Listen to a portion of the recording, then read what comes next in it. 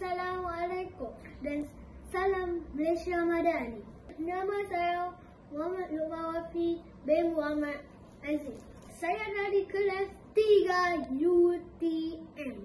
Saya bersekolah di sekolah SK Jauh yang saya akan menceritakan serigala yang menyamar. Buku ini ditulis oleh Nur Aziz Japar. Buku ini diterbit oleh Makmur Education, Sabtaya S9 Berhad.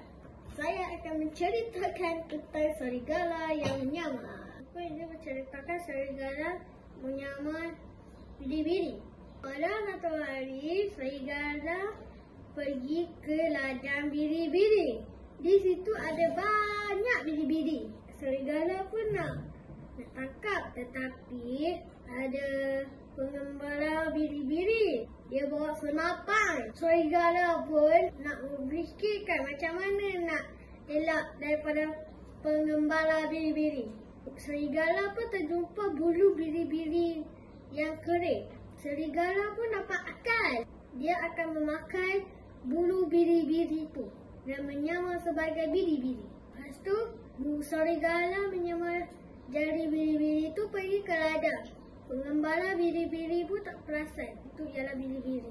Serigala pun menangkap seekor biri-biri. Dia mengheret biri-biri itu ke semak. Lalu dia memakan. Sedapnya. Esokkan harinya, serigala pun akan memakai bulu biri-biri itu lagi sekali dan mencuri biri-biri itu lagi sekali. Pengembara biri-biri hairan. Kenapa sikit je biri-biri? Pengembara biri-biri buang menyiasat. Dia menyorok di pohon pokok. Pengembara melihat biri-birinya diseret ke dalam semak. Dia pun mengikuti biri-biri itu. Dia melihat serigala buang memakan biri-birinya. Pengembara biri-biri pergi ke arah serigala itu.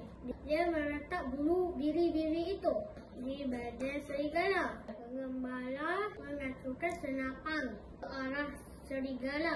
Serigala ketakutan. Pengembala menangkap serigala dan menembak serigala. Semua biri-biri hidup aman dan damai. Tamat. Pengajaran mereka yang suka tipu tidak akan selamat. Sekian, terima kasih.